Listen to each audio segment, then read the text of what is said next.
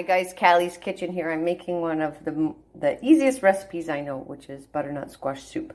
So I have one squash I cooked in the oven. Just get it soft and then I'll peel up the peel. And I add about a tablespoon of, this is red curry paste. You can use any kind of curry really. And 1 can of coconut milk. And that is all. You just put that there and it is amazing soup, and salt and pepper of course to taste. What do you think, Allison? Think it'll be good?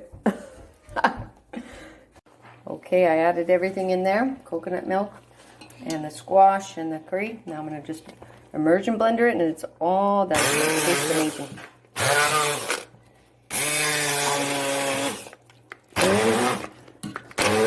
There you go. Blend this all up. It's hard to video with this, but I'll show you after what it looks like. All done.